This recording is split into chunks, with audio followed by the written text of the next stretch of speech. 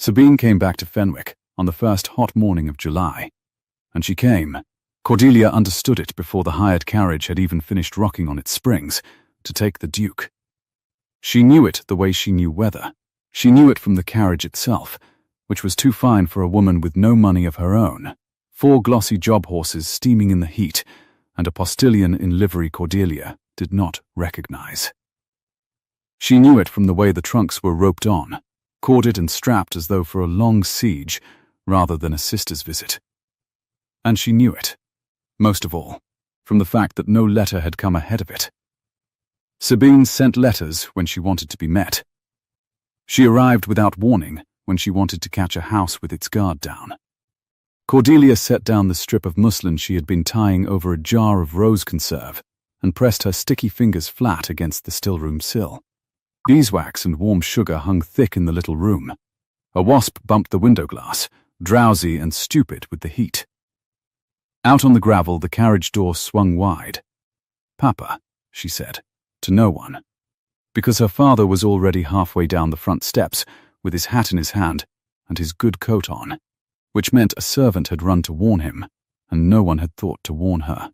The woman who stepped down into the July glare was, Cordelia would grant her this, the most beautiful thing to touch Fenwick's shabby drive in 3 years. Sabine came out of the shadow of the carriage like something poured, a travelling gown of deep amber silk that had no business being uncreased after 40 miles of road. Gold hair, dressed in a fashion the village had not yet heard of. One gloved hand lifting to shade eyes the pale hard blue of a winter sky. She turned her face up to the house. She let the house look at her. "Fenwick," Sabine said, in a carrying voice, "you have grown smaller." She said it the way one might compliment a child. Then she laughed and opened her arms and became all warmth. "Papa, oh Papa, don't stand there gaping. I have come home." Their father made a sound Cordelia had not heard from him in a long while, and went down the last 2 steps too fast and caught her. Cordelia watched from behind the wasp and the glass. She was aware, distantly and with the particular clarity that came to her at such moments, that she had not moved to go out. She was aware that her own hands still smelled of rosewater and wax, that there was a smudge of somebody's ink on her wrist from the morning's accounts, that a pencil sat forgotten behind her ear. She was aware that she was the daughter who had stayed, and that the daughter who had gone was the one being wept over on the gravel. That was all ordinary. She had made her peace with all of that. What was not ordinary was the second thing Sabine did, over their father's shoulder, while he held her and said her name. She lifted her chin, and she looked at the house, window by window, until she found the stillroom, and Cordelia in it, and she smiled. It was a lovely smile. It was the smile of a woman laying a card face down on a table and inviting you to guess it. "Where is your Duke, dearest?" Sabine called, without letting go of their father, her eyes never leaving Cordelia's. "I have heard the most extraordinary things." Cordelia took the pencil from behind her ear and set it very precisely on the sill, as though there was somewhere she urgently had to be. There was not. "He is not mine," she said to the glass where no one could hear her. Yet, then she wiped her hands and went out to meet her sister, because there was nothing else to be done, and because she was honest with herself about this, at least, to see the whole hand before it was played. By the time the trunks were carried up, Sabine had rearranged the house around herself as easily as a draught rearranges candle flame. She had the best chair in the parlour, the one nearest the cold hearth, and a footstool nobody had known Fenwick still owned.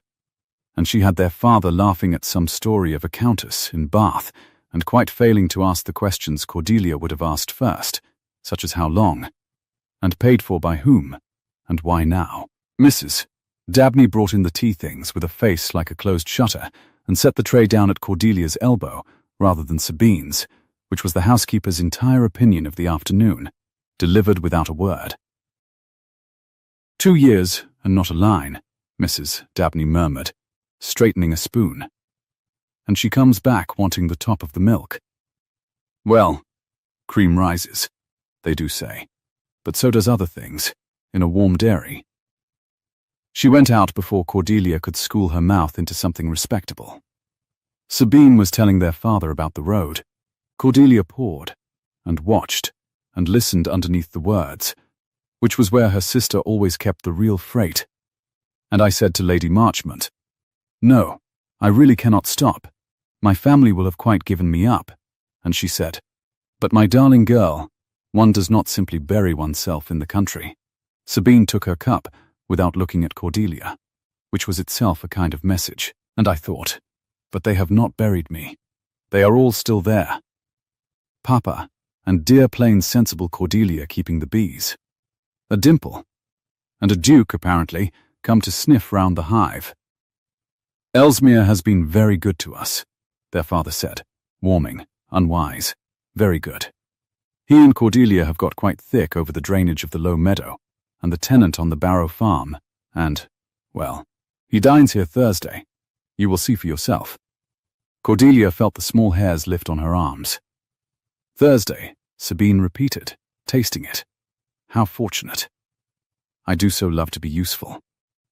She turned, at last, and gave Cordelia the whole warm sun of her attention. "You must tell me everything about him, dearest. Everything. Is he very grand? Is he very rich? Is he the sort of man who knows his own mind, or the sort who wants a woman to know it for him?" "He knows his own mind," Cordelia said. They always think they do." Sabine sipped. Over the rim of the cup her pale eyes had gone flat and busy, the eyes of a woman counting the silver. "And is it settled? Between you? Are the banns as good as Reed?" There it was, the card, turned over. Cordelia understood that she was being asked, in front of their father, to say either yes and be a liar, because nothing was settled, because the Duke had never once spoken the word, or no, and hand her sister the opening she had driven 40 miles to find. "He has made me no offer," Cordelia said, evenly, "and I have angled for none." Sabine's smile bloomed, slow and genuine and terrible. "How very like you," she said. "You always did leave the fruit on the branch and call it patience." She set down her cup. "Someone ought to pick it before the wasps do, dearest. Someone always does." That night, Cordelia did not sleep well, and blamed the heat, and did not believe herself. She met the Duke of Ellesmere on Wednesday, the day before he was to dine. Though she had not planned to. She had gone out at 7 to the walled garden, while the dew still greyed the grass, because the walled garden was the one square of the world that answered to her, and no one else, and because she could think there. He was already at the south wall. He should not have been. But he came and went at Fenwick now, with the ease of a man who had stopped counting his visits. And he had a way of arriving early to things, as though punctuality were a debt he paid in advance. He stood in his shirt sleeves with his coat over his arm, broad across the shoulders in a way that made the old brick behind him look smaller, and he was looking up at the white rose that had climbed the south wall since before Cordelia was born. "Your Grace," she said, and stopped inside the gate. He turned. The Duke of Ellesmere was 28, dark-haired, weather-browned across the backs of his hands from a man who worked his own acres when he might have paid others to, and his eyes, which were a plain steady grey, found her, and did the thing they always did, which was to go still, as though she required his full attention, and he was not sorry to give it. "Miss Fenn," he inclined his head, "forgive me. Your gate was open, and I have been trying for a fortnight to remember the name of this rose." A pause, dry as a struck match. "It has cost me 2 nights' sleep. I begin to suspect it is not worth the price." "It is an alba," she said. "Maiden's blush, though it is past its blush by July. My mother planted it." "Ah," he looked back at it. "Then it is worth the price after all." He said it simply, without weight, and did not look at her while he said it, which was how she knew he meant it. She came and stood beside him under the wall, near enough to feel the warmth coming off the brick, where the early sun had already touched it, near enough to catch the scent of him, cut hay and horse, and clean linen. Nothing of the town. The morning was very quiet. A blackbird ran its liquid line of song along the top of the wall, and stopped. "You came early," she said. "I came to speak to your father about the Barrow lease before the household was awake and full of opinions." He turned the coat on his arm. "That was my reason. It was a good reason. I have been standing at this wall for a quarter of an hour with a rose, so you may judge for yourself how well it served." Cordelia looked at the ground so that he would not see what her mouth was doing. "My sister has come home," she said. Something moved through him. Not much. A settling, a bracing, the smallest change in how he held his shoulders. "So the village told me on the road." "From London?" "From wherever there is no longer room for her." She did not say, and Sabine never tells you a thing she means you to know before she has decided how you shall use it. Cordelia heard herself and stopped. She had said more than she meant to. She always did, with him, which alarmed her more than anything Sabine could do. "You are warning me," he said. "I am telling you the weather." She lifted her eyes to his. "She will be at your dinner tomorrow, and she will be the loveliest woman in the county, and she will make you feel that you have known her a long time and been foolish not to know her longer. That is not a warning. That is simply what the day will be like." The Duke was silent a moment. Then he reached up, deliberate, unhurried, and broke a single spent rose from the wall, one that had gone over, brown at the edge, past its use to anyone. "Thank you," he said, and gave it to her, the dead-headed bloom, as gravely as if it were the finest in the garden. For the weather, she took it, because her fingers closed on it before her sense could stop them, and their hands touched, and neither of them moved for a breath longer than a touch required, and the blackbird began again. "Thursday, then," he said, and put on his coat, and was a duke again, and went to find her father. Cordelia stood at the wall with a spoiled rose in her hand, and understood that she was in a great deal of trouble, and that none of it had a thing to do with her sister. Yet Thursday came in hot and gold, and by 6 the low sun lay across the dining room in long amber bars, and Sabine had made herself into a weapon. She wore ivory, which was cruel of her, because ivory in that light turned her to something lit from within, and she had done her hair low and simple as a girl's, which was crueler still, because it said I have nothing to hide to a table full of people she meant to deceive. She had come down early. She had moved the flowers. She had contrived, by the small, unhurried arithmetic she was so good at, to be seated at the Duke's right hand, which left Cordelia the foot of the table beside Mrs. Pruitt, the vicar's wife, and a clear, unobstructed view of the whole performance. "Your Grace will think me very forward," Sabine said, before the soup was cold, "but I am almost certain we have met." The Duke set down his spoon. "I think not, Miss Fenn. I should have remembered." "There, you see, that is precisely what a gentleman is trained to say." Sabine laughed, light as blown thistle, and the table laughed with her because it could not help itself. "But I never forget a room. Lady Sefton's, 2 winters gone. You stood by the far window the whole evening and would not dance, and a very cross dowager told me you were the rudest duke in England. She tilted her head. I defended you. I said you had the look of a man who was only rude because he was bored, and that boredom in a clever man is nearly a virtue." Cordelia watched him. She had spent her life watching, and she watched him now the way a physician watches a fever, for the turn, the moment it takes or breaks. He did not smile. But he did not deny the window. "Either I was at Lady Sefton's 2 winters gone," he said, after a pause that lasted precisely 1 heartbeat too long for Cordelia's comfort. "I do not recall the conversation." "Of course you do not. You were bored."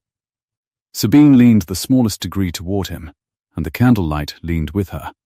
"But I have thought of that cross dowager's verdict a great many times since, and been rather pleased with my own. It is not often one is proved right by a whole county at once." She turned then, sweetly, down the length of the table, to Cordelia. "Is it, dearest? You must find it very reassuring, having such a sensible sister to vouch for your Duke's character. I am sure you have no idea what he is like in a crowded room." And there it was, laid down flat between the candles for everyone to see. The claim. Not a lie one could stand and refute, nothing so clumsy, only a shape, an implication. An old acquaintance intimacy conjured out of one true window, and a dowager's remark, and hung in the air where it could not be taken back. Cordelia, at the foot of her own family's table, felt the ground shift under the whole summer. She could not unhear it. Neither could their father, who was beaming. Neither could the Duke, whose grey eyes had gone very still and given nothing at all. No, Cordelia said. Her voice came out level. She was proud of that. Afterwards, I have no idea what he is like in a crowded room. We have never troubled to be in one together. She lifted her glass a fraction toward him. We had the low meadow to drain. Something flickered far back in the Duke's face. She could not name it, and it was gone before she could try. Sabine's smile did not so much as tremble. But Cordelia caught her sister's hand, in her lap, below the cloth where the table could not see it, close and tight around her own fan until the ivory sticks whitened. And it was not the hand of a woman winning. It was the hand of a woman holding on.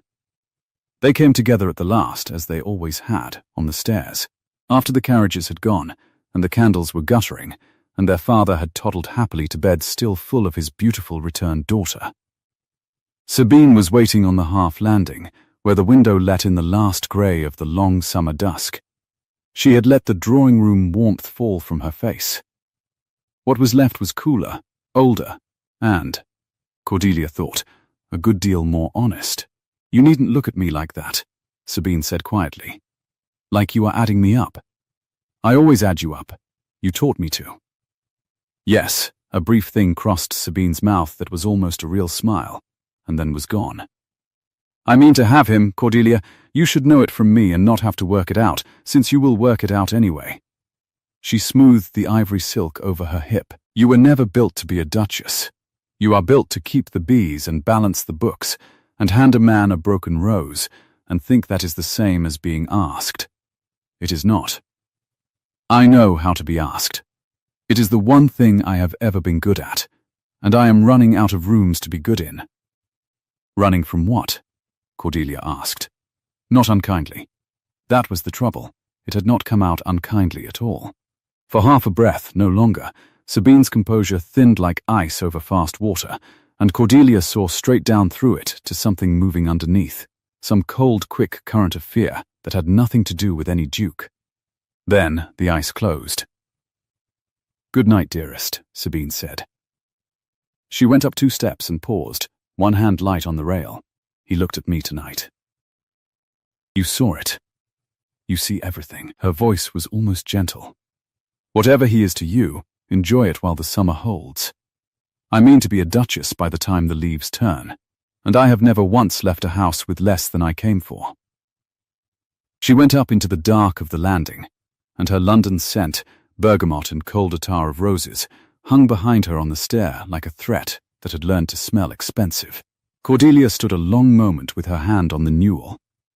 In her other hand, without her quite deciding it, was the spoiled Alba rose from the garden wall, carried down all day in her pocket, gone soft and browner still. She turned it once between her fingers. I have never once left a house with less than I came for. Then this, Cordelia said softly to the empty stair, will be the first. She did not yet know how she would make it true. She only knew that she had watched the Duke's face go still at her sister's lie and give nothing away, and that she could not, for all her watching, tell whether the stillness had been a man on his guard, or a man already beginning to fall. The county had the whole of it by Friday noon, and it had it wrong, which was worse than having it at all. Mrs. Pruitt came first, before the dew was properly off the box hedge, in her second-best bonnet, and with the particular briskness of a woman carrying news she believes to be a kindness.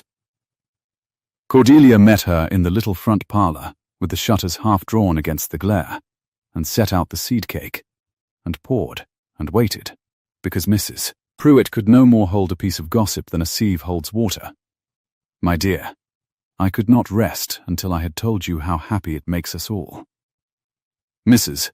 Pruitt pressed a warm, damp hand over Cordelia's. Lavender water and the faint tallow smell of a woman who had been up since 5. Such a romance. And to think it began 2 winters ago, and none of us the wiser. Cordelia set the pot down with great care. What romance is that, Mrs. Pruitt? Why, your sister and the Duke, of course. The vicar's wife's eyes were bright as a wren's. The whole village has it. That they were near promised in town, and parted by some cruelty of circumstance. A family objection, they say, or a want of fortune on the one side, and that she has come all this way to Fenwick, poor brave creature, on the strength of an old attachment. It is like a novel from the circulating library. She squeezed again. And you have been the go-between all along, keeping his friendship warm for her sake. What a good, good sister you are. Cordelia looked at the seed cake and understood that she had been written into her sister's story as the furniture, the useful cousin, the loyal shadow, the woman who kept a man's chair warm until a lovelier woman should come to sit in it. That is a very complete tale, she said, for a thing that took place entirely in Sabine's telling and nowhere else at all. Now, dearest, you needn't be modest. Mrs. Pruitt took a triumphant bite.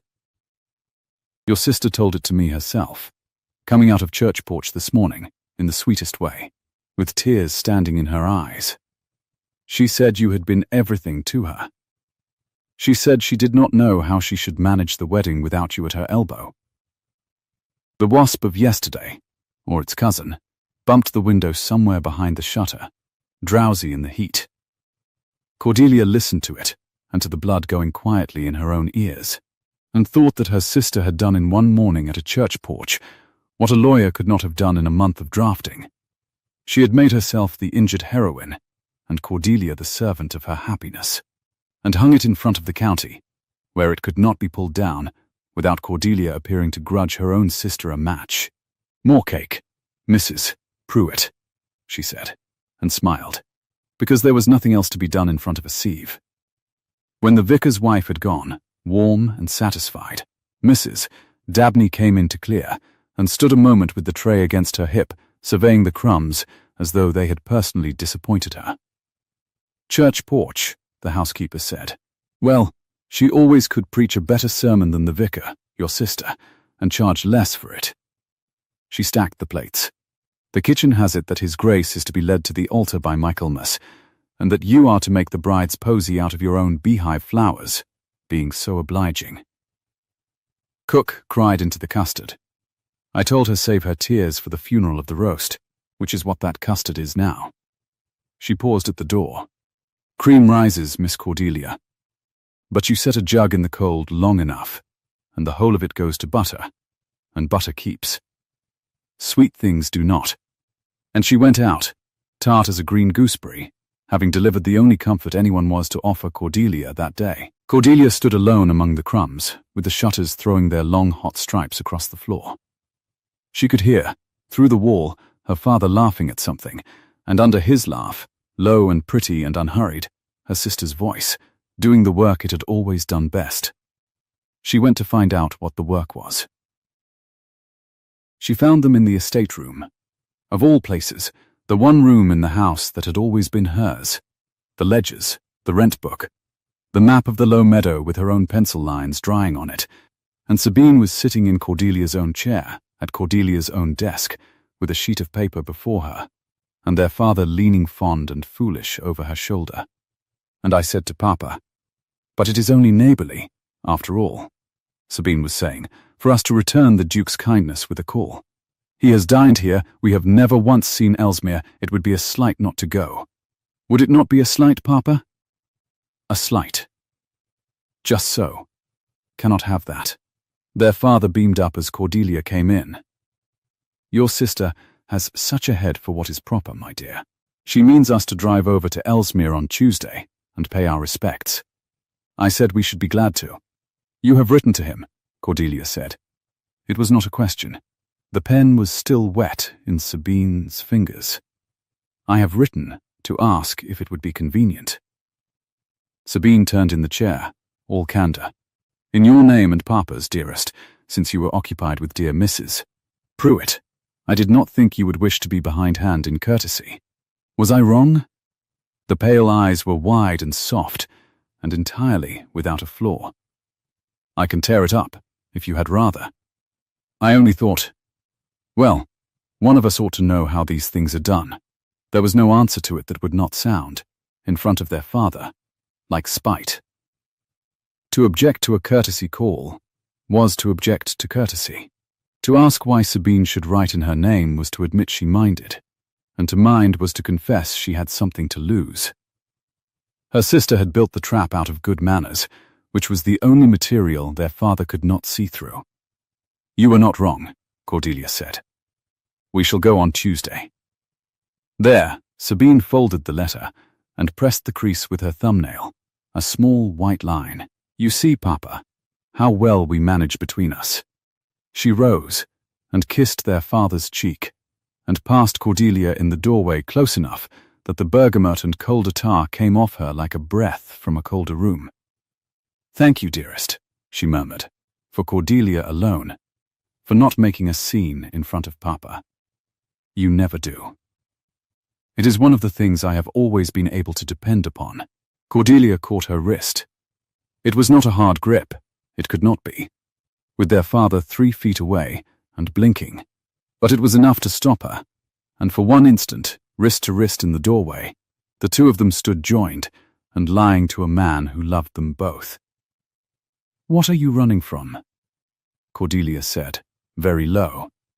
The soft look thinned, just at the edges. Just enough. Sunshine, dearest, Sabine said as quietly. I have had a great deal too much of it. I should like a little shade, and a great deal of money, and a house too big to be found in. She drew her wrist free, gently, and was warm again, and gone.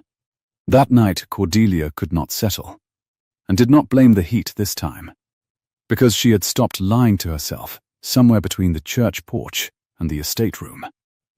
She lay listening to the house tick and cool, and at last she heard what she had been half waiting for without knowing it.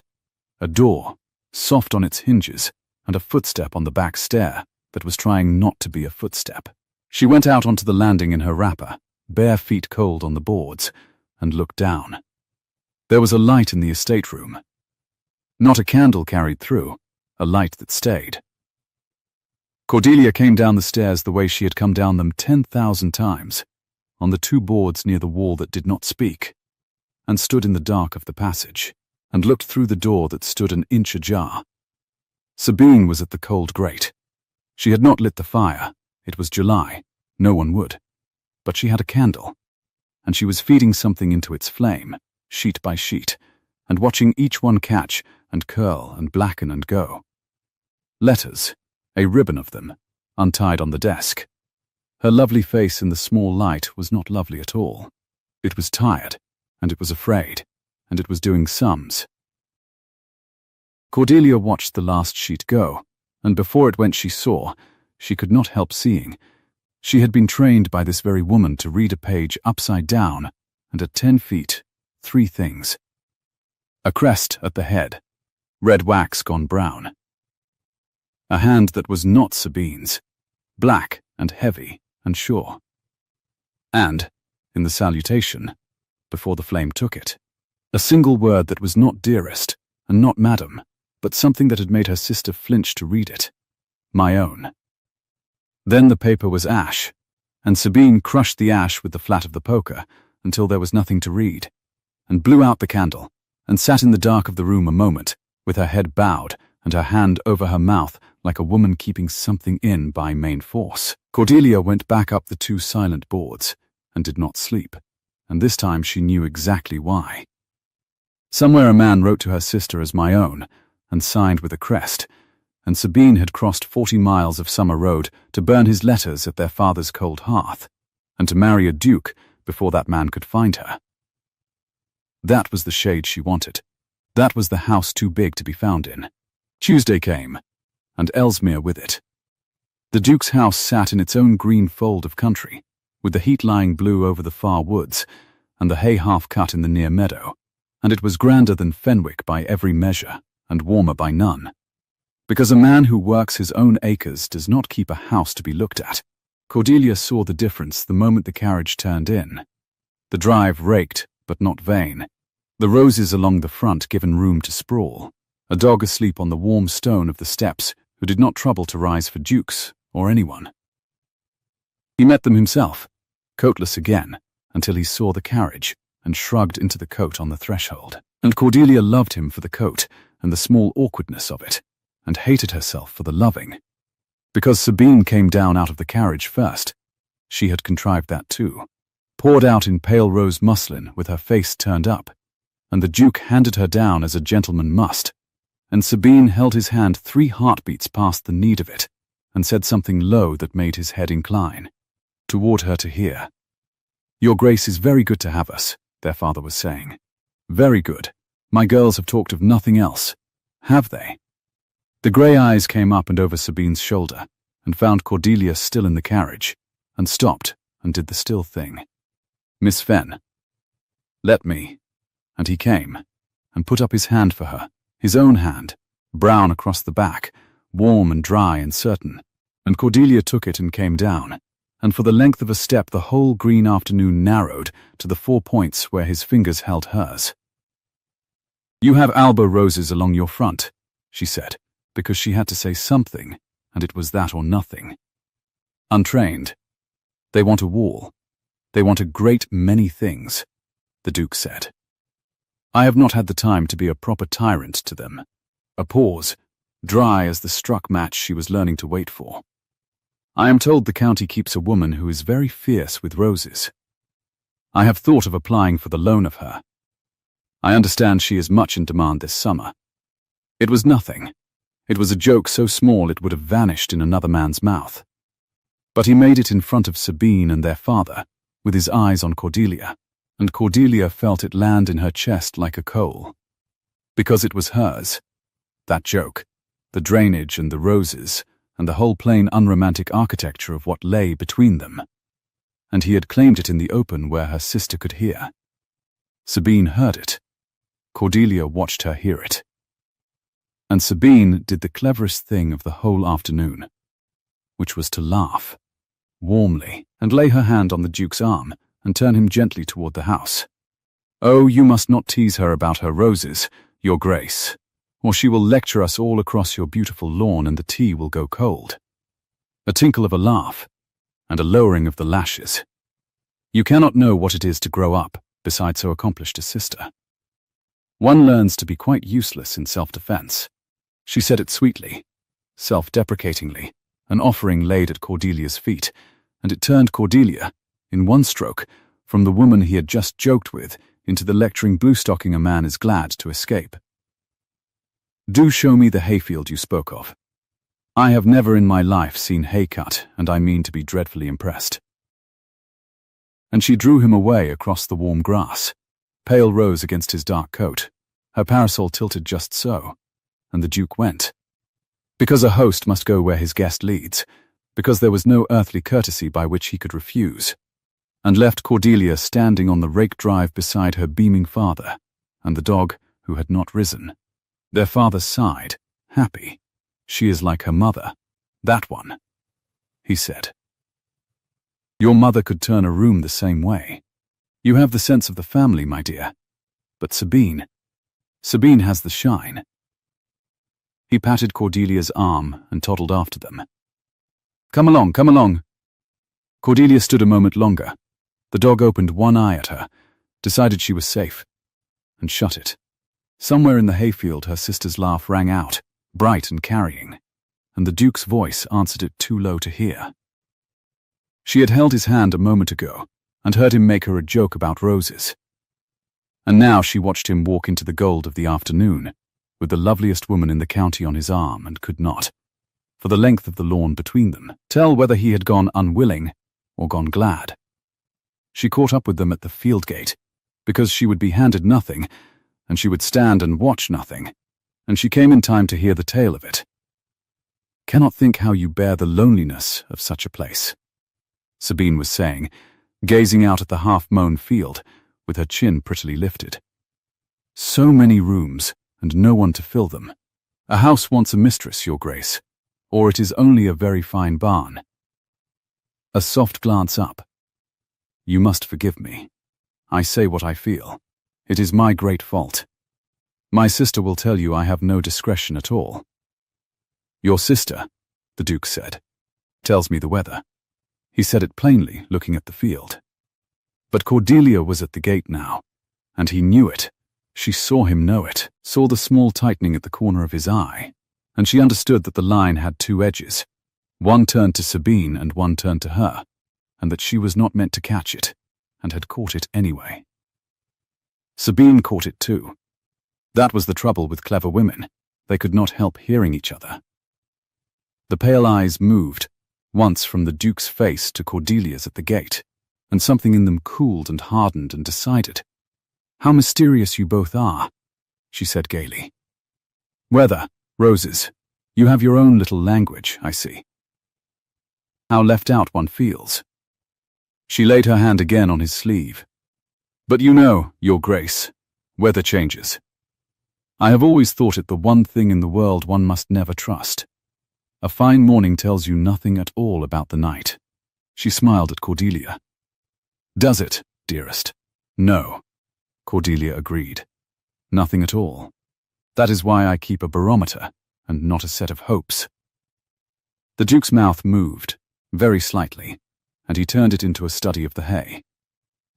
They took tea on the terrace after, in the long amber light, and it was a small polished torment from first cup to last, because Sabine had the seat beside the Duke again, and their father had the run of his own delight, and Cordelia sat with the sun in her eyes, and watched her sister lay down card after card, a remembered ball, a shared acquaintance conjured out of nothing, a soft grief hinted and withdrawn, building, cup by cup, in front of a doting father and a courteous host, the whole edifice of an understanding that did not exist. And the Duke let her build it. That was the thing Cordelia could not get past, afterward, in the jolting dark of the carriage home. He had not confirmed a word of it. But he had not pulled a single card down, either. He had sat with his grey eyes going still, and given nothing away. To Sabine, to their father, to Cordelia, and a woman who could read a page upside down at 10 feet found, to her fury, that she could not read him at all. He is everything charming, their father said contentedly, swaying with the springs. Everything charming. Did you mark how he attended to your sister? A man does not listen so to a woman he is indifferent to. I begin to hope, my dears. I begin to hope very much. Sabine said nothing. In the dark of the carriage she had let her lovely face fall slack again, the way she did when she thought herself unwatched, and she was looking out at the black hedgerows going by with an expression Cordelia had seen only once before, on the half-landing, when the ice went thin over the fast water. She was not a woman winning. She was a woman running, and reaching a gate, and finding it might hold. They were nearly at Fenwick's own drive, when the carriage checked hard, and the horses threw up their heads, and surely the coachman said a word he would have been whipped for as a boy. A man was standing in the road. He stood square in the middle of it, where the moon laid a grey stripe between the hedges. And he did not move for the horses, and he did not move for the ducal, no, for the fen, arms on the panel. He simply stood, hat low, a travelling coat too heavy for July, and looked at the carriage as it rocked to a halt. Beg pardon, Chorley called down. Shaken. You'll want to stand aside. There's a good. Beg your pardon, sir. Fenwick? The man said. His voice was black and heavy and sure, and Cordelia knew it before she knew how she knew it. Knew it the way she had known the weather of the whole summer, from a corded trunk and an unwarned arrival. She knew it from the way, beside her in the dark, her sister had stopped breathing altogether. This is the road to Fenwick, is it? The house of Mr. Fen. It is, sir, their father said, leaning to the window, all bewildered courtesy. I am Fen. Have we the pleasure? The man came a step nearer, and the moon found the lower half of his face, which was smiling, and did not touch his eyes, which were not. No pleasure, he said pleasantly. A matter of business. I am looking for a lady who left London owing me a great deal more than money. He tipped his hat, courteous as a knife. I am told she came home. I find I am very glad to hear she has family. It so often makes these matters simpler." His head turned, unhurried, to the dark of the window where the two sisters sat. "Good evening, Sabine. You have led me a summer's dance." Beside Cordelia in the black of the carriage, her sister's hand came out and found hers, and gripped and held on the way a woman holds a rail above fast water, and for the first time in the whole of their lives, Sabine did not have a single word to lay face down on the table. It was their father who found words first, because he had no idea he needed to be afraid of anything. "I am sure," he said, leaning further into the moon-striped window, "I am sure there is some confusion, sir. My daughter is lately come from London, that is true, but she owes no one. She has been the whole of a fortnight under my own roof. A fortnight." The man let the word sit on his tongue, as though tasting whether it were ripe. "Yes, a fortnight is about the length of it. You have kept excellent count, Mr. Fenn." For a man who did not know he was keeping any, he came another step, and the horses shifted, and Chorley held them hard. "Forgive me. I am frightening your household, and I have no wish to. I am the most reasonable man in England. Ask your daughter." Cordelia felt Sabine's grip crush down until the bones of her hand ached, and still Sabine said nothing, which was the loudest thing Cordelia had ever heard her sister not say. "You have the advantage of us, sir," Cordelia said, into the silence her sister had left lying open. Her own voice came out cool and carrying, and she was glad of it, because it drew the pale, wet gleam of his eyes off Sabine and onto herself. "You know our name. We do not know yours." "Verrell," he touched his hat to her, and the courtesy was worse than a threat, because it was so exactly measured. "Mr. Verrell, and you will be the sister. The sensible one." His smile widened by a careful degree. "She spoke of you. Not often, and never kindly. Which is how I knew to believe it. Sabine only insults what she cannot manage." "You will stand out of the road, Mr. Verrell," Cordelia said, "and let us go home. Whatever business you imagine you have will keep until daylight, when it can be conducted like Christians, and not like a hold-up on the heath." For a moment she thought he would not move. Then he stepped back, unhurried into the shadow of the hedge, and swept the hat off entirely, and the moon showed her a face that was, she registered with a small sick lurch, genuinely handsome, dark and fine-boned and amused. The face of a man who had never in his life been refused a thing he wanted for longer than it entertained him to wait. "Of course," he said. "Daylight, I do myself the honor of calling tomorrow. Mr. Fenn, you will forgive a traveller his manners. I am putting up at the Ram in the village. They have given me the blue room. It is very quaint. Tomorrow then, at the hour when Christians take their tea." He put the hat back on. "Good night, Sabine. Sleep, if you can. You always slept so beautifully. It was one of the things I most admired in you. That whatever the account came to, you slept." Chorley did not wait to be told twice. The whip cracked, the horses lunged, and the carriage rocked past the dark shape of him, and up the last stretch of the drive, and behind them the man made no move to follow. He did not need to. He had put a stone in the middle of the summer, and now he had only to wait for the whole stream to break itself against it. Their father talked the rest of the way, foolishly, working it smaller with every sentence. A misunderstanding, a creditor of some acquaintance, a case of mistaken person. We shall have it all straight by noon, and Sabine let him, and stared out at the black hedgerows, and did not once let go of Cordelia's hand. The house was quiet and warm when they came in, all the day's heat pooled at the tops of the stairs. Their father kissed them both, and went up still murmuring reassurance to himself. Mrs. Dabney had waited with a candle, took one look at the two white faces coming through the door, and asked no question at all, which was her particular genius. She only said, "There is barley water in the still room if anyone's throat wants it," and went to bed, and left the sisters alone in the hall with the single flame. Cordelia turned to her sister.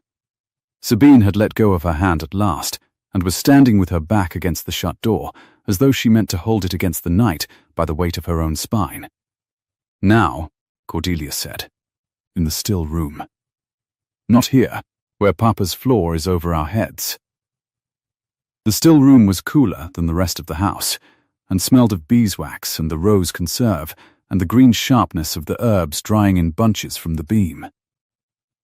Cordelia set the candle on the scrubbed table and shut the door and put her back to it and folded her arms and waited and did not help. She had spent 3 years being the sister who helped before she was asked.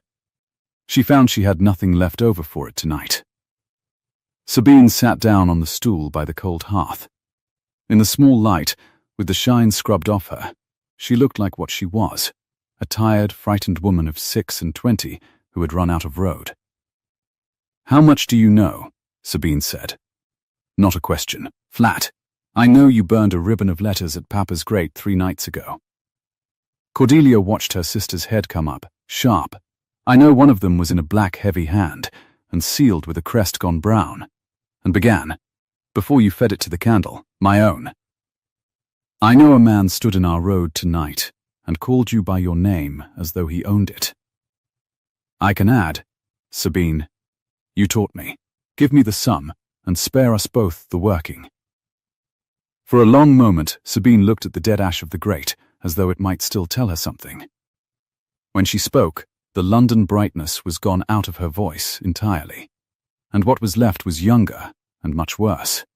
"His name is Varel, as he told you, and he is not a creditor. Or he is, but that is the smallest part of it." She pressed her palms flat down her thighs, smoothing silk that did not need smoothing.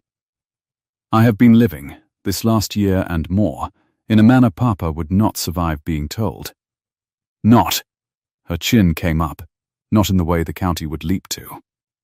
I have done nothing that would not stand daylight, whatever Varel may hint, but I have lived on credit, and on the goodwill of people who extend good will only so far, and Varel was the man who arranged things. Lodgings, dressmakers, a carriage when I needed a carriage." Her mouth twisted. "You saw the carriage. He is the carriage. And in exchange?" "In exchange, I was to be grateful." Sabine's laugh had no bottom to it. "And I was, for a while. He is clever, and he is amusing, and he made the whole shabby scaffold of it feel like a triumph, rather than a slow drowning, and I did not see the account running up until it was longer than any life I could pay it back with. And then he stopped wanting gratitude." She looked up, and there was the fear again, the ice thin over the fast water, and this time it did not close over. "He wanted marriage, Cordelia. He wanted my name on a paper. He put it before me one wet night in March and told me it was the kindest thing anyone had offered me and that I had better sign it while the offer stood. And she stopped. "You signed it," Cordelia said. "I signed a promise." The words came out of Sabine like something pulled on a hook. "A written promise of marriage, in my own hand, before a witness he had bought. He has it still. He carries it, I should think, in the same pocket as his snuff." She stood up abruptly and crossed to the window and stood with her back to Cordelia and her arms wrapped round herself as though the July night were cold. "Do you understand what that is, in the hands of a man like Varel? It is not a debt he can be paid off to forget. It is a rope.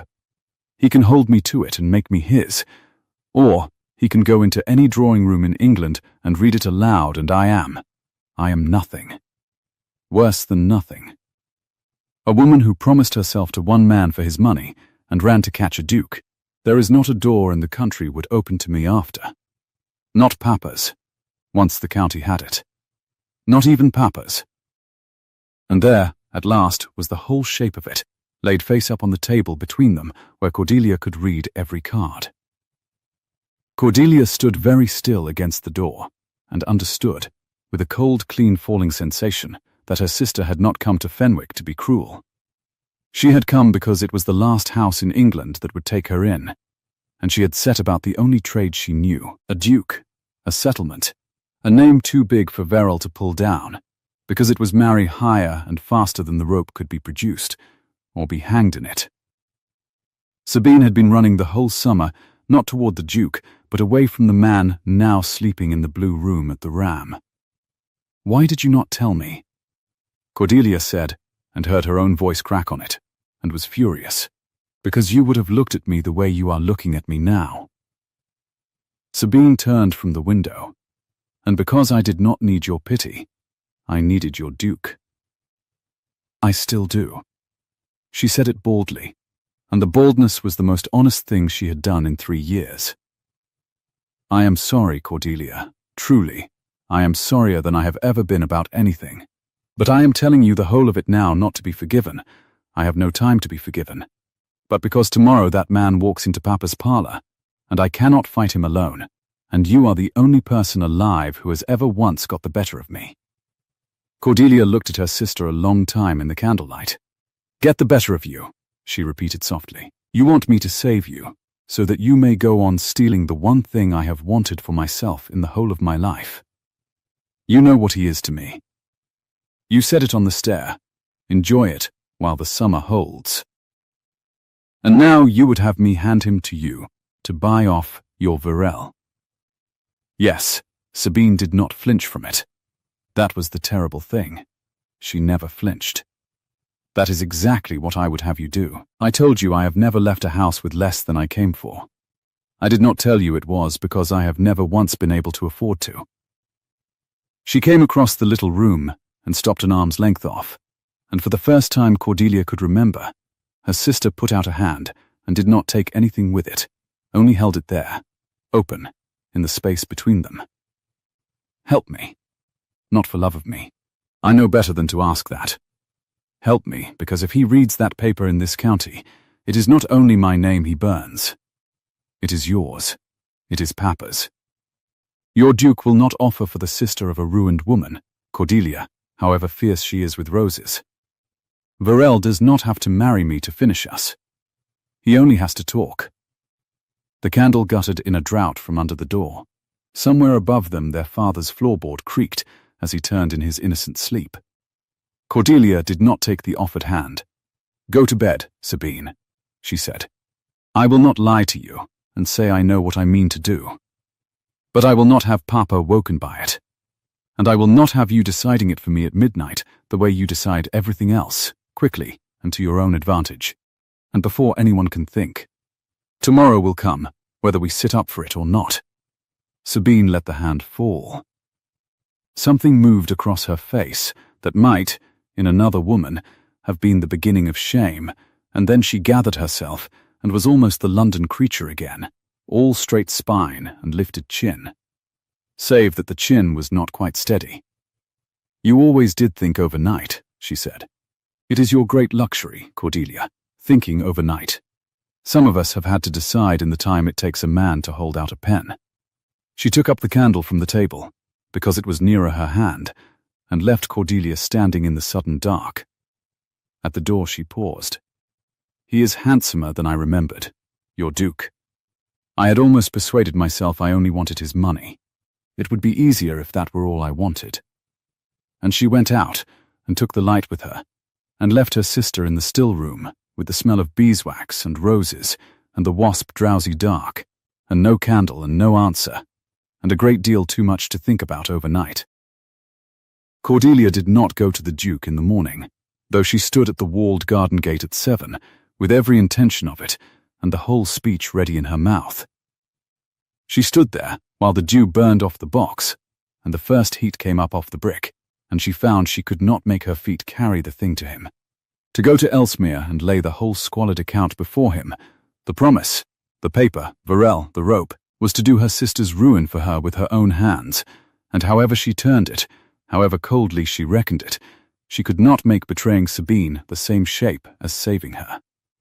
So she stood, and did not go, and hated the delicacy that stopped her, because she suspected it was not delicacy at all, but the small cowardly hope that if she said nothing the thing might yet come out, so that she lost neither her sister nor the man. Mr. Varel called at 4, at the Christian hour, in a coat that had cost more than the parlour it sat down in.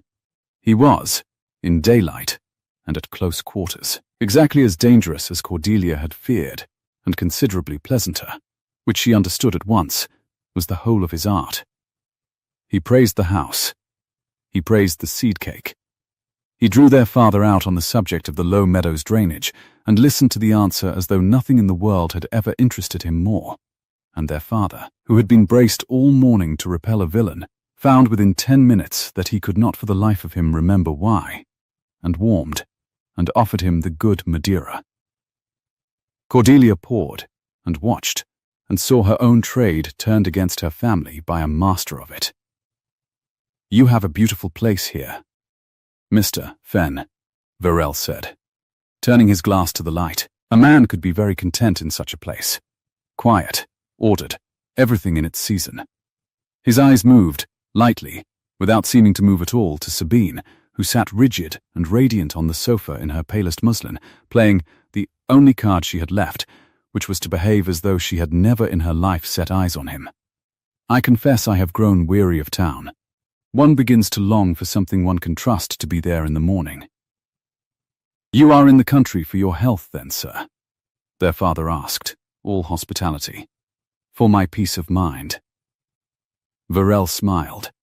"I am owed a small matter of business by an acquaintance who has, I find, connections in this neighborhood, and I mean to see it honorably concluded before I go. I am a great believer in honor, Mr. Fenn. A promise made is a promise owed. Would not you say? A man is only as good as the paper he will put his name to." Sabine's cup met its saucer with a click. "More Madeira, Mr. Verrell," Cordelia said, and rose, and put her body between the sofa and the man, and refilled a glass that did not need it. And while she poured, she looked down into his handsome, upturned face, and let him see that she at least was not charmed. "You spoke last night of a lady who owes you a great deal more than money. I have thought about your phrasing. It was very exact. You are a careful man with words. I try to be, Miss Fenn." His eyes were laughing. "In my experience, everything that is ever truly lost is lost through carelessness with words. A loose promise, a door left open, a letter kept when it should have been burned, or burned when it should have been kept." She did not let her hand shake on the decanter. It cost her something, but she did not. "Then let us both be careful," she said. "Papa, I think Mr. Verrell has business he would rather lay before you plainly than dance around over cake.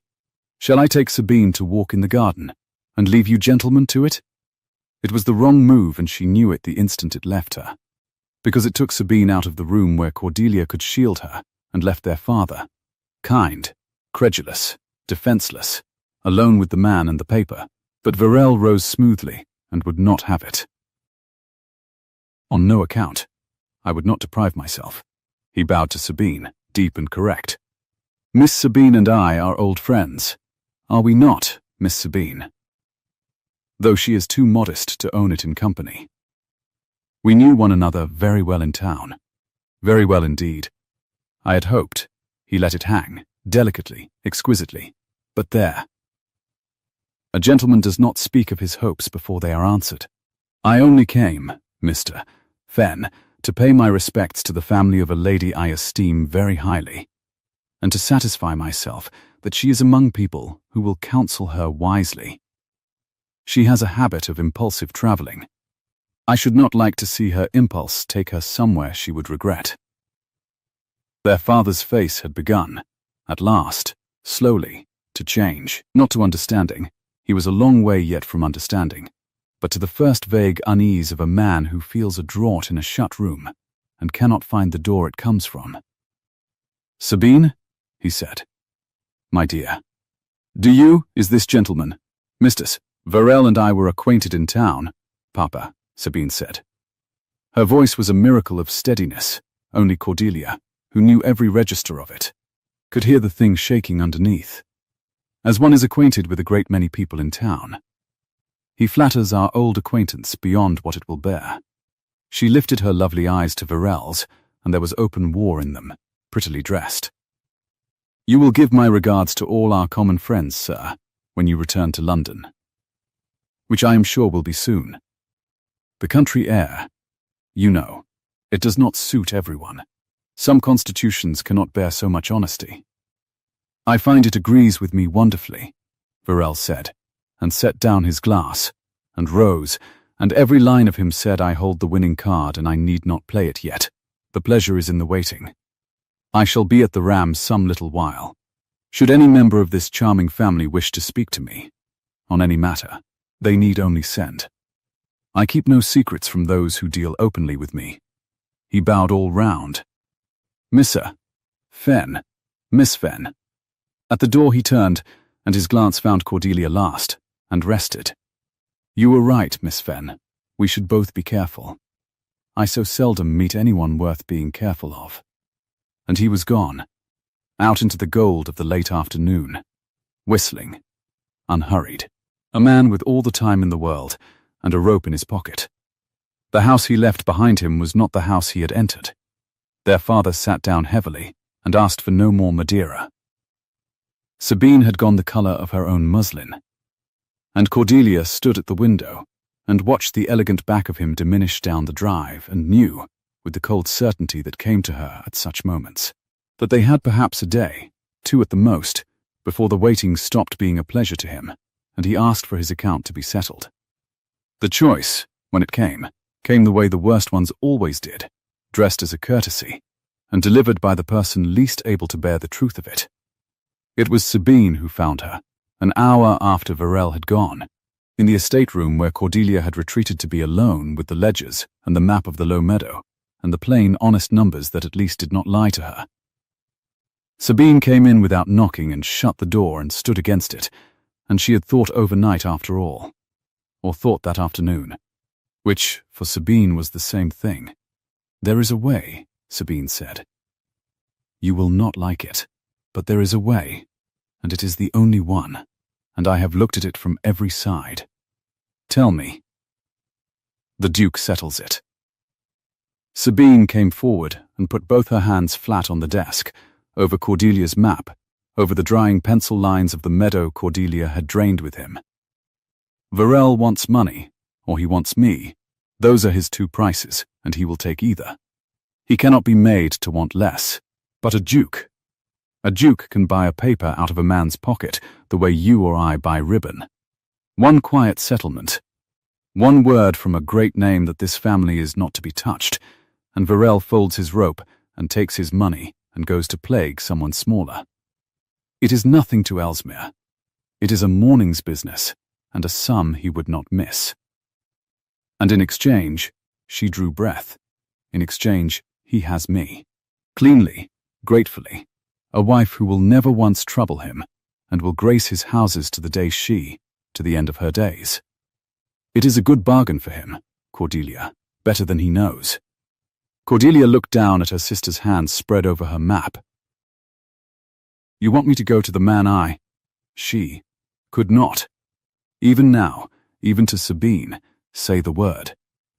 You want me to go to him and ask him to purchase your freedom from Varel, and take you in payment. You want me to carry my own, the word came hard, my own heart to him and lay it down and ask him to give it to my sister instead. Because you signed a paper in the rain one night in March. Yes, Sabine's eyes were wet, and Cordelia could not, for once, tell whether the tears were weapon or truth, and understood with a lurch that Sabine could not tell either any more, that the two had run together in her somewhere along the summer road, until she no longer knew which she was doing. Because he will not do it for me. He barely knows me. He will not spend a duke's ransom and a duke's name to save a woman who spun him a story over dinner. But he will do it for you. Her voice dropped. He will do anything you ask him. I have watched him for a week, and I know it the way you know weather. If you ask him, he will save this family. If I ask him, he laughs, and Varel reads the paper, and we are all of us finished together, you and me, and Papa, who is in the next room, Cordelia, wondering why a strange man frightened him in his own parlour. That is the choice. It is a filthy one. I did not make it filthy. Varel did. I am only the one who has to say it aloud. Cordelia rose from the desk and went to the window.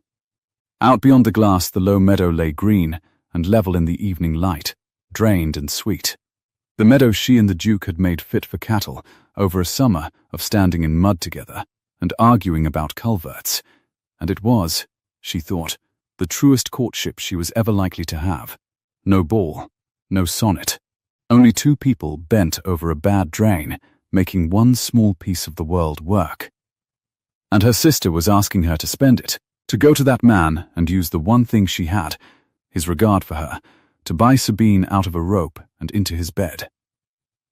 "Get out," Cordelia said quietly. "I mean it kindly, Sabine, and I mean it entirely. Get out of this room and let me be. Or I shall say a thing to you tonight that neither of us will be able to walk back in the morning." Sabine went. At the door she stopped, as she always stopped, unable to leave a room without laying down one last card. "He sent no word today," she said. "Did you mark it? Not a note, not a call, in all the fuss. A man beginning to be in love does not go silent the day a stranger frightens the house he means to marry into." She said it gently, and it went in like a splinter, because it was exactly the thing Cordelia had been refusing to let herself think all afternoon. Perhaps he has heard something already. The county talks. Dearest, it always has. And she slipped out, and was gone, and left Cordelia alone with the ledgers and the sweet drained meadow, and the first real doubt she had let herself feel about the steadiness of a pair of grey eyes. She was still there when Mrs. Dabney came in at dusk with a candle and a folded paper on the little salver, and Cordelia's heart leapt so hard at the sight of the paper that she despised herself for it. "Come by hand, this half hour," the housekeeper said, setting it down. The Duke's man rode over with it. "Waiting on an answer, he is, in the kitchen, eating us out of cold pie." She looked at Cordelia's face, and, for once, softened the whole of her tartness into something near a pity. "I'll tell him to wait as long as it takes, Miss Cordelia. Some letters want reading twice before they're answered." She went out. Cordelia broke the seal with fingers that were not quite steady, and turned the single sheet to the candle, and the hand inside was one she knew. Plain, upright, unhurried, a hand that worked its own acres and wrote its own letters. It was short. It said what it had to say and no more, the way he said everything. "Miss Fenn," it began, not Cordelia. He had never once presumed the name, and the small correctness of it undid her more than any endearment could have.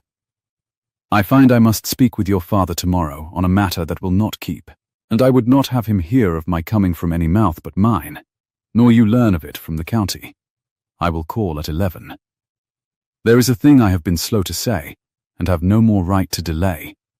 Whatever the county tells you before then, I ask only that you believe I say it to the person I mean to say it to, and to no other.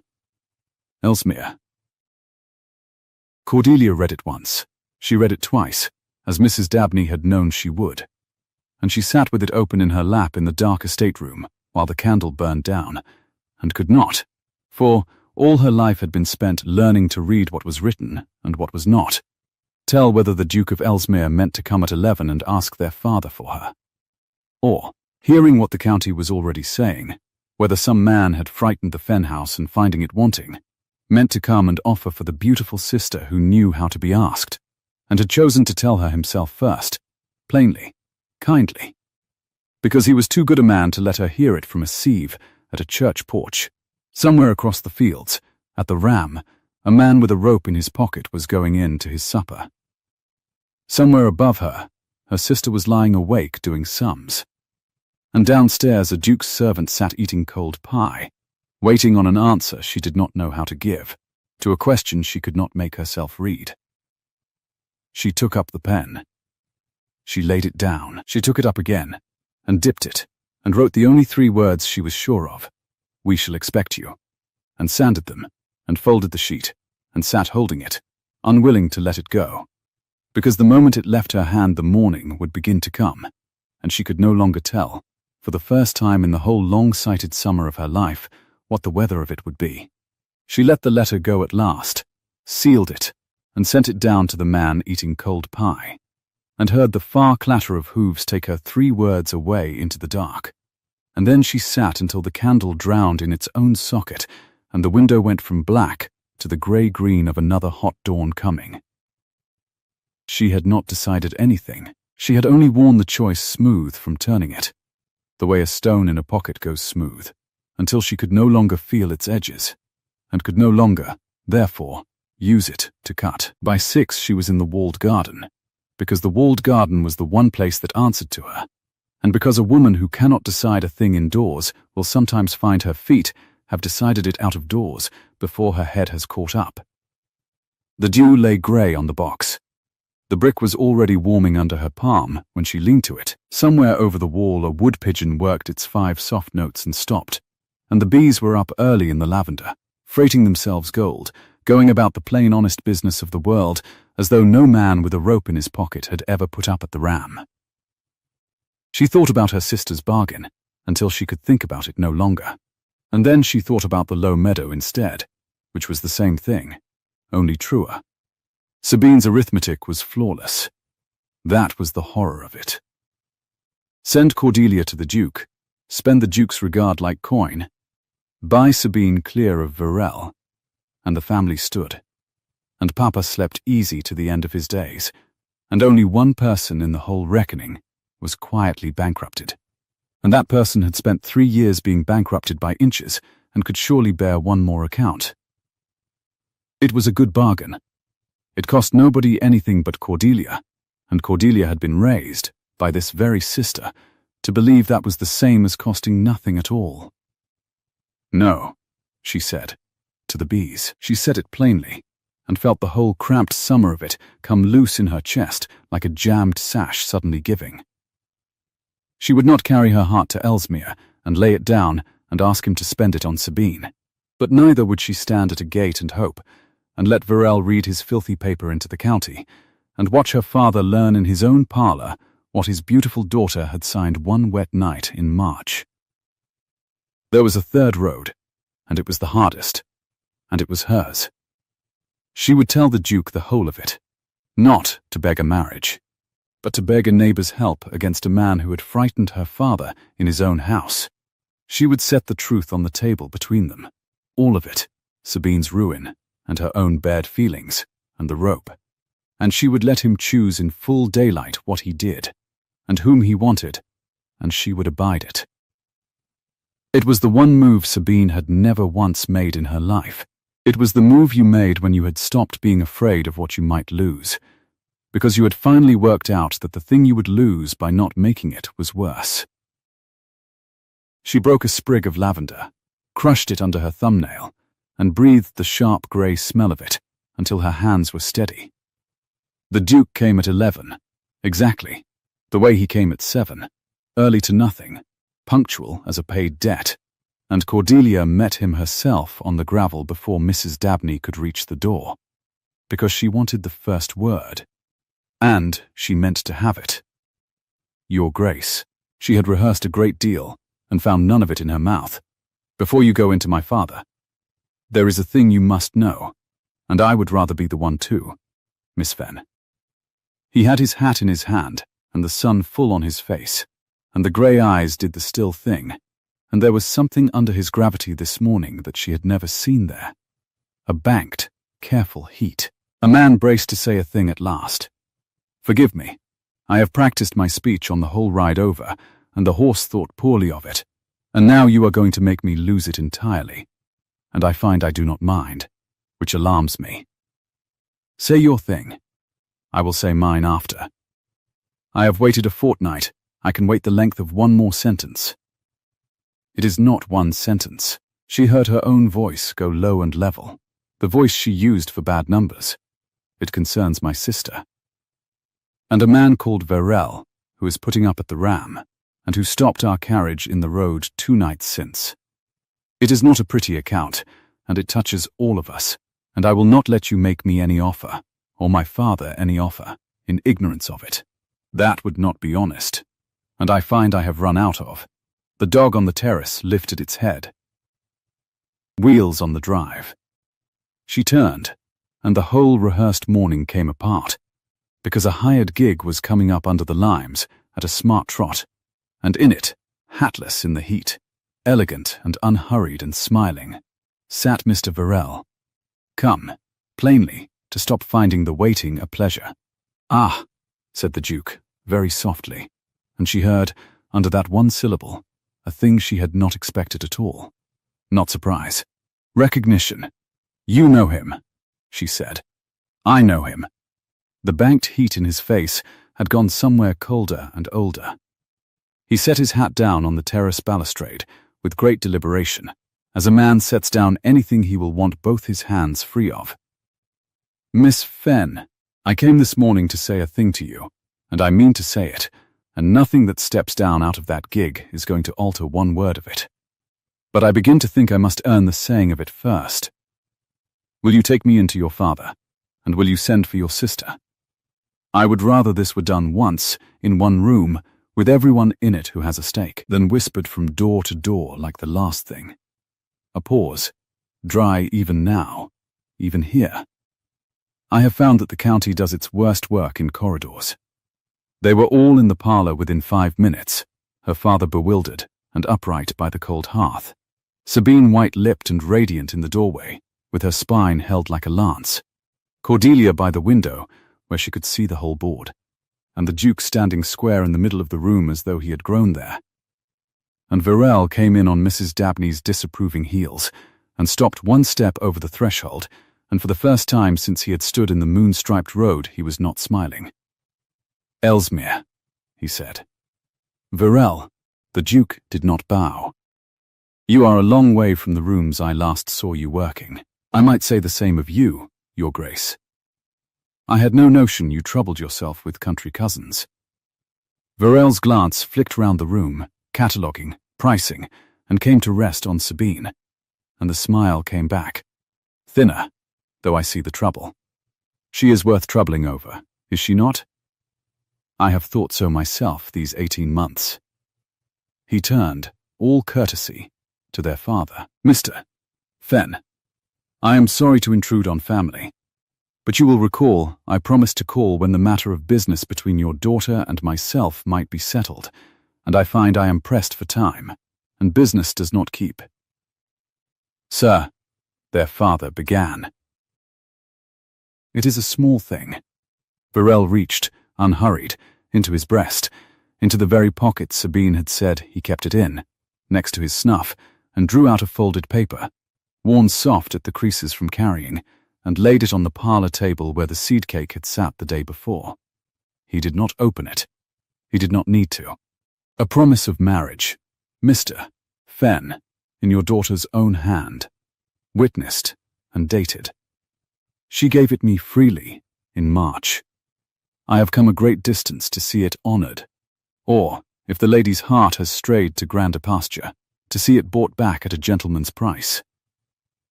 I am not an unreasonable man. I have said so, but I will not be made a fool of by a country miss who thinks a duke's dinner has wiped her signature off a page. The room had gone very still. Cordelia watched her father's face crumble slowly out of bewilderment into a grief she could not bear to see, and watched Sabine's chin stay up by main force while everything under it shook, and thought, this is the moment my sister has dreaded the whole summer, laid on a table with the crumbs, and the Duke of Ellesmere laughed. Once short, and without any pleasure in it at all, and it was the most frightening sound Cordelia had heard since the road. By all means, he said. Let it be honoured. He crossed to the table in 2 unhurried strides, and picked up the folded paper. Picked it up.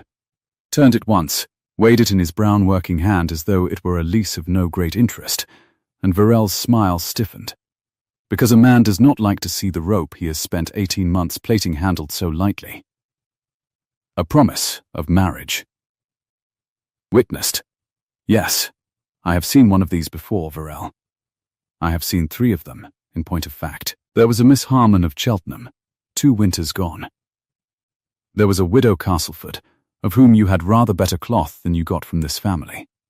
And there was a girl in Bath, whose name I will not say in front of her betters, because, unlike you, I do not read women's names aloud in other people's parlours to make them dance. Verrel had stopped smiling entirely. You are talking a great deal, Your Grace, he said, for a man with no standing in the matter. I am coming to my standing. The Duke set the paper back down on the table, face up now, open, and Cordelia saw her sister's black, inked signature at the foot of it, small and sloped and unbearable, and from his own coat he took a second paper. A fresh one, folded square and sealed with grey wax she did not know, and he laid it beside the first, so that the two lay side by side on the parlour board, like a wager.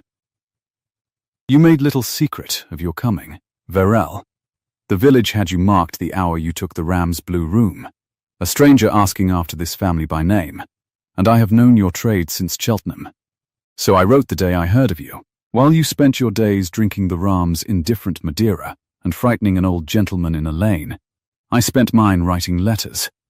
I keep a man of business who is quicker than yours, and honester, and I have here, he touched the grey-sealed sheet with one finger, a sworn statement, come down by fast post this morning, from the very witness whose name sits under your Miss Harmon's promise. He is willing to swear, before any magistrate in the county, that he witnessed no fewer than 4 such promises for you inside 2 years, all to different women, all held over them for money, which is not a promise of marriage at all. Verel, that is a trade. It has an uglier name than I will use before Mr. Fenn, and the man who runs it does not want a magistrate reading his history aloud. He wants a lane, and a moonless night, and a family too ashamed to speak. He looked up, and his plain grey eyes were as level and merciless as a ledger. Read the top line, Miss Fenn, he said, not taking his gaze from Verel. You have the quickest eye in this room. Read it to your father, so he need never take my word for a thing he can see for himself. Cordelia's hand was not quite steady, but she picked up the grey-sealed sheet and unfolded it and turned it to the light from the window and read in a hand that was strange to her, black and clerkish and sure.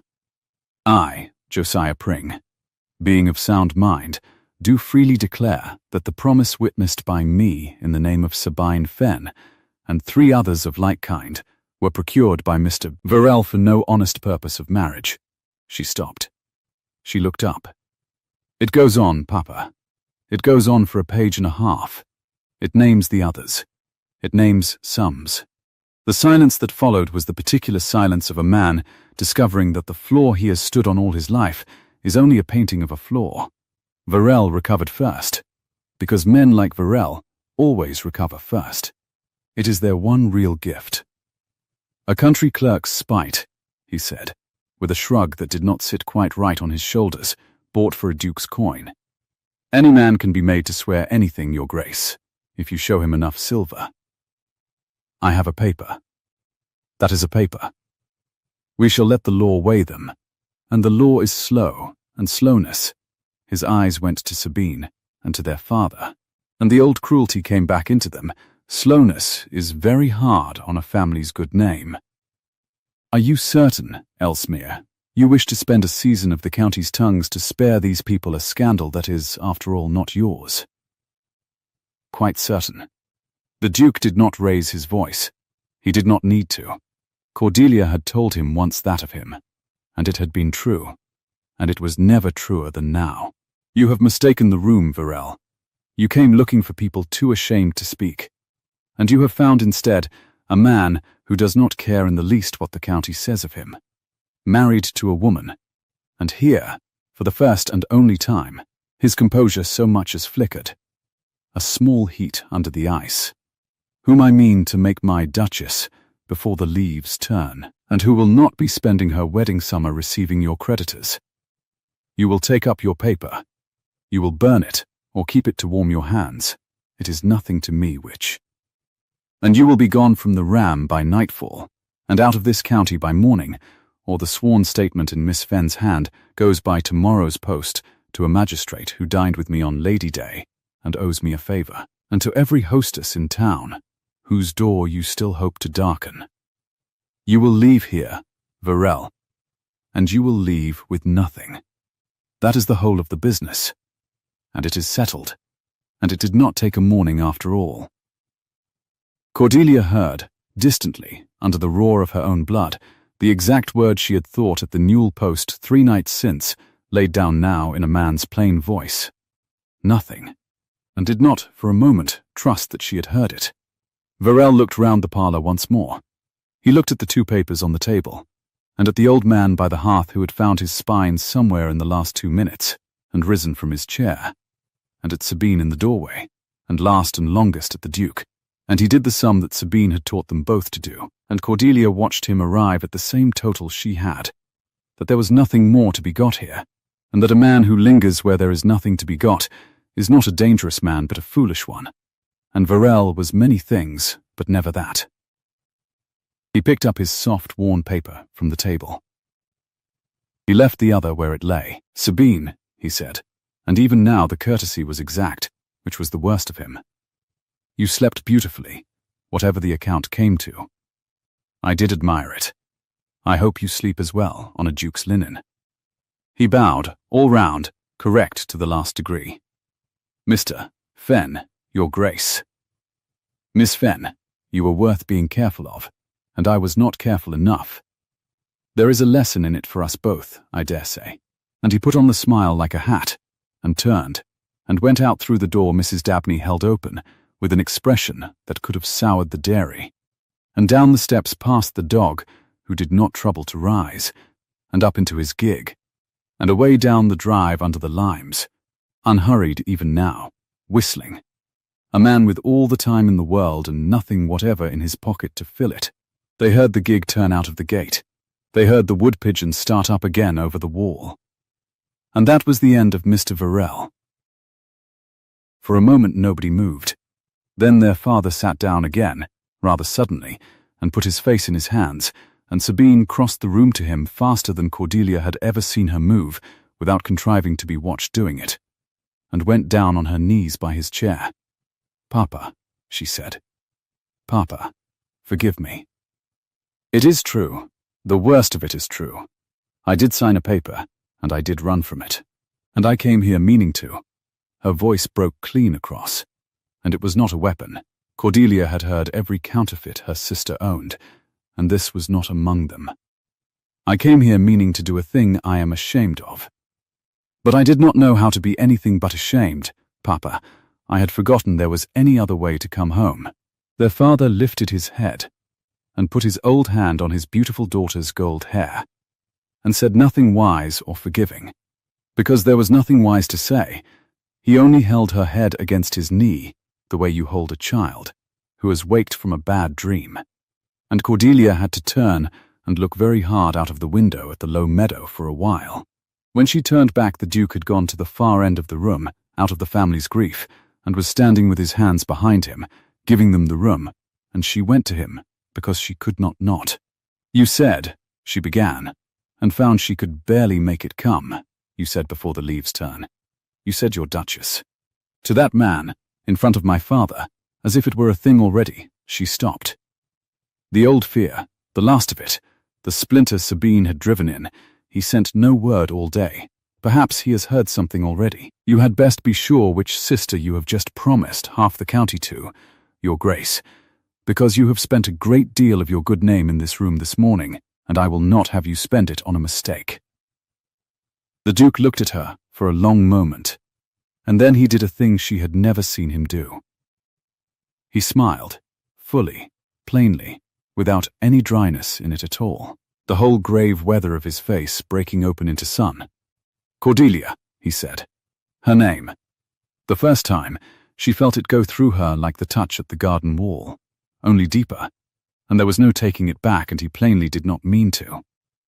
I have known which sister since the morning you told me the weather, and gave me back a spoiled rose as though it were the crown jewels. I did not send word yesterday, because I was not going to waste the day writing you pretty nothings, while a man like Varel walked your lanes.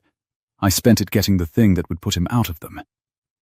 That was my speech, this morning, that I have practiced so badly that I would rather drain a bad meadow at your side for 40 years than dance in every ballroom in England with a woman who knows how to be asked. A pause, and now the dryness came back, gentle, the struck match she had learned to wait for. You will note, I have finally learnt to say a thing straight out. It has taken me the entire summer, and cost me 2 nights' sleep, and one indifferent horse's good opinion. I do not mean to have to learn it twice. Will you marry me and be fierce with my roses, and let me be the one thing you have wanted for yourself in the whole of your life? Cordelia, who read pages upside down at 10 feet, who added everyone up, who had spent 3 years being the sister who was handed nothing and stood and watched, found that she had nothing to read and nothing to add and nothing at all to say, and that for once in her long-sighted life this was not a loss but the whole of everything. Yes, she said. Only that. It was enough. It was the truest sum she had ever done, and the Duke of Ellesmere took her ink-stained hand in his brown working one. There in her father's parlour, with her sister weeping honestly at last by the cold hearth, and did not kiss it grandly or make a speech of it, but only held it, the way he had held the spoiled rose, as though it were the finest thing in the garden and he knew exactly what it was worth. Sabine left Fenwick 3 weeks later, and she left with nothing, nothing of what she had come for, no duke, no settlement, no house too big to be found in, and Cordelia, who had once vowed on a dark stair that this would be the first house her sister quitted with less than she came for, found when it came to it that she could take no pleasure in being proved right. They stood together on the gravel in the low gold light of a late July evening, the heat gone soft, the limes throwing long shade across the drive, and there was a hired carriage again, but a plain one this time, 1 horse, no liveried postilion, paid for out of a small, honest sum the Duke had pressed on Cordelia, and Cordelia had pressed on her sister with the plain words, "A debt is a debt, and you shall pay it back when you are able, and not before, and not with gratitude, which is the one coin I will not take from you." "Lady Marchmont truly wants a companion?" Cordelia asked. "You are not inventing her to spare me? She truly wants one, and I truly mean to be a tolerable one, which will surprise us both." Sabine drew on her gloves, grey now, plain kid, and Cordelia caught the chalk and leather smell of them, and remembered 100 finer pairs. "I find I have a great deal of practice at making myself agreeable to difficult women. It seems a waste not to be paid honestly for the one thing I am good at." A brief thing crossed her mouth, almost the real smile. "I shall be a great success. I shall be the most sought-after companion in 3 counties, and I shall write to Papa, and I shall not once come home without a letter first. I have learnt that much." "Sabine," Cordelia took her sister's gloved hands. "You did not leave with nothing. You know that. You left with your name whole, which he would have burned, and you left it whole because a great many people in that parlour chose that you should. Do not let the London part of you tell you that is nothing, because it is not. It is very nearly everything, and it is the one thing you never once knew how to steal." Her sister looked at her for a long moment, the pale hard blue of her eyes gone soft in the failing light, and then she leaned in and kissed Cordelia's cheek, and Cordelia smelled bergamot and cold attar of roses, and under it, faint and new, something warmer and plainer that might only have been the summer dusk. "You always could add better than me, dearest," Sabine murmured. "I add up what a thing costs. You add up what it is worth. I am beginning to think yours is the more useful arithmetic." She stepped up into the plain carriage and settled her plain skirts and looked out at the shabby beloved face of the house she had called smaller. "Be happy. Be dreadfully, unfashionably happy, and grow far too many roses, and name one of them something sensible after me." The carriage moved, not the loveliest, the hardiest, the one that comes back whatever the winter does. That one may be mine. And she was gone down the drive under the limes, 1 horse, no whistling, a woman leaving with less than she came for, and more than she had ever carried, and Cordelia stood and watched until the dust settled, and found that her cheeks were wet, and let them be. They were married in the little church at Fenwick, when the hay was long in, and the first apples were reddening, and it was not a grand wedding, and the county came anyway, and talked, and found to its disappointment that there was nothing shocking left to say, only a fierce plain woman, and a duke, who worked his own acres, looking at one another across the vicar's book, as though the rest of the parish was so much pleasant furniture. Mrs. Pruitt cried. Mrs. Dabney did not, but she stood very straight in her best bonnet and told cook, afterward over the cold ham, that cream had risen after all, but that this was better than cream. This was good bread, and good bread kept, and sweet things could go hang. Their father gave his daughter away with his hand shaking on her arm and his face so full of a plain and complete happiness that Cordelia had to look at her flowers.